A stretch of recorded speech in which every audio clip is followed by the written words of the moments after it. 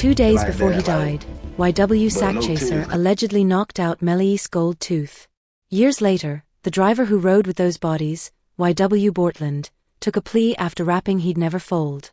In this video, we're unpacking the deaths, betrayals, alleged confessions, and industry ties circling YNW Melly's deadliest affiliates. YW Sackchaser Anthony Williams, the fallen architect. First up, we got to talk about the man who many consider to be the real architect of the YNW movement. Anthony Williams, better known to the world as YNW Sackchaser. Sackchaser was born in 1997, making him the oldest of the core YNW members. And from day one, this man was about his business. He wasn't just a rapper. He was a co-founder and self-proclaimed originator of YW, handling business aspects like promotion. When you think about it, every successful rap collective needs that one person who keeps the wheels turning behind the scenes, and that was Sackchaser's role.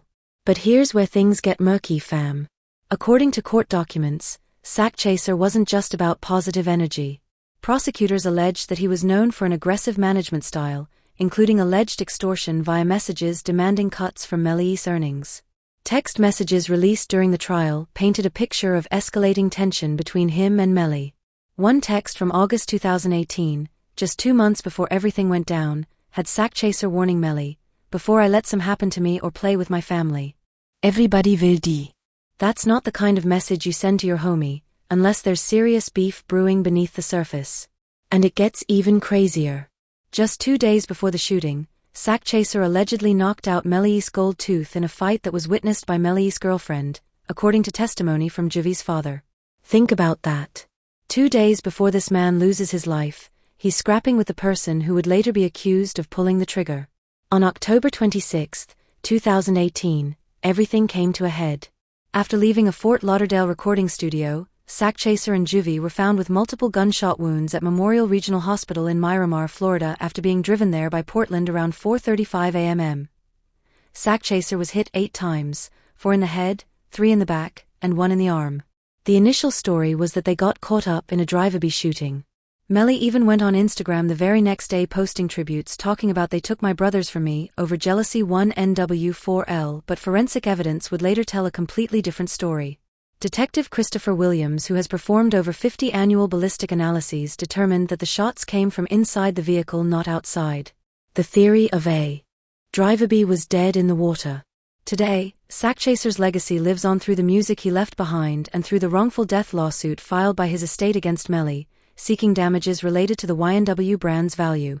His mother, Jana, gave emotional testimony during the trial, saying her son was just a boy chasing lights, not shadows. YW Juvie, Christopher Thomas Jr., the loyal soldier. Now let's talk about Christopher Thomas Jr., forever known as YNW Juvie, the youngest of the original crew and by all accounts one of the most loyal soldiers in the YNW movement. Born on November 20, 1998 in Ford, Florida, Juvie grew up in that same tight-knit, economically challenged community that birthed the whole YNW collective. This was a neighborhood where opportunities were limited, where the streets called louder than any guidance counselor ever could, and where music became the only ticket out of poverty. Juvie wasn't just a peripheral member of YNW. He was a co-founder and one of the original architects of the collective sound.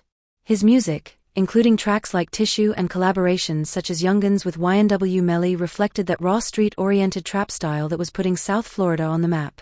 When you listen to his verse on Youngs, you can hear the hunger. You can feel the determination. "We them Young'uns, we going to make it out the mud." What makes Juvie's story even more tragic is his family connection to the case. Jay Green, another former YNW member who we'll get into later, was Juvie's cousin. So when everything went down, it wasn't just about the music industry losing a talent. It was about families being torn apart from the inside. On that fateful night in October 2018, Juvie was found with multiple gunshot wounds, 4 in the back, 1 in the head, and 1 in the arm. According to the prosecution's theory, he was shot while possibly asleep in the rear passenger seat of that Jeep Compass. This resting angle in this seat, you have the projectile coming in, exiting through the top of the skull. The forensic expert's testimony was damning. The trajectory of the bullets and the blood spatter patterns told a story that the defense couldn't easily explain away. Juvie's father, Christopher Thomas, Sr., became one of the most vocal advocates for justice. He filed a wrongful death suit in 2021, claiming the killing stemmed from greed over a proposed $5 million global branding deal for YW apparel and licensing where Juvie stood to earn $100,000. According to him, Melly didn't even attend the funerals despite being invited, something he sees as a clear indicator of guilt. Today, Juvie's music continues to stream posthumously. Tracks like Tissue have garnered millions of plays on platforms like Spotify and YouTube. And his memory lives on through fans who see him as an underdog talent cut short. His hook on Tissue, Wipe Your Tears, We Going to Make It, hits different now, knowing he never got to see those dreams materialize. He was only 19 years old when he died. 19 fam, that's barely out of high school, barely beginning to understand what life has to offer. And now his family has been waiting over 6 years for closure that still hasn't come. YW Bortland, Cortland Henry, the driver who flipped. Yo, if there's one name that's been setting the internet on fire recently, it's YNW Bortland, real name Cortland Malik Henry. This man went from facing potentially 3 life sentences to walking out of court with a smile on his face. And the streets have had a lot to say about it. Born January 24, 1999 in Ford, Florida, Bortland grew up in that same environment that produced the rest of the YW crew. His influences included southern rap icons like Future, Lil Wayne, Boozy Badass, Gucci Mane, and Young Scooter. He wasn't the face of YNW like Melly was, but he was an integral part of the operation, releasing his own tracks like Came From and Been Through, which amassed over 2.9 million YouTube views while he was on house arrest. But here's where Bortland's story takes a W. I look like taking the deal that hurt my. What the f I look like giving a f about how y'all feel? I'm a young fly. Be back. That freestyle aged like milk in the sun because on September 9, 2025, just one day before his trial was set to begin, accepted a plea deal. He pleaded no contest to accessory, after the fact of first-degree murder and conspiracy to tamper with a witness. The deal included 10 years in prison with credit for time served plus 6 years of probation. The reaction online was immediate. Some called it smart. Why risk life in prison when you can secure your freedom? Others called it straight snitching. Easy way to snitch.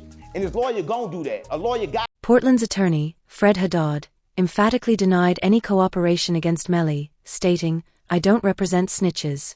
Cortland Henry is not a snitch, and he will not be cooperating or testifying in Melly's trial." But here's the thing. As part of the deal, Bortland agreed to a proffer which requires him to provide truthful statements to prosecutors about the case. As of December 2025, Bortland is incarcerated at South Florida Reception Center in Miami-Dade County with a projected release around January 2032. YWJ Green, Jalen Green, the one who got away. Now let's talk about the one YNW member who saw the signs early and made the decision that probably saved his life. Jay Green, born Jalen Armand Green, born January 25, 1999 in Webeso, Florida. Jay Green was there from the beginning. He wasn't just some random affiliate. He was a co-founder of the YNW Collective in 2016 alongside Melly Sackchaser and his cousin Juvie. That's right. Juvie was his blood relative, which makes this whole situation even more personal for him. Jay Green broke down his origins in an interview, explaining just how small Webeso really is. Less than 1,000. Yeah. How the hell did you make it out from there to, buzzing rap superstar, man? I went to school, just being in school, people just know me. His music catalog, while not as commercially successful as Melly's, showed serious promise. Tracks like Rugged garnered over 15 million Spotify plays, and his 2018 EP Waiting to Exhale demonstrated his ability to blend emotional lyrics with gritty production. Features on YW, Melly's 2017 tracks like Young'uns amassed over 10 million SoundCloud plays. But here's what separates Jay Green from the rest. He recognized when things were going left and made the decision to distance himself. According to multiple reports, Jay Green left the collective around 2018-2019 due to personal fallout, citing issues with pride and ego within the group. When asked about his reaction to Melly and Bortland getting charged with the murder,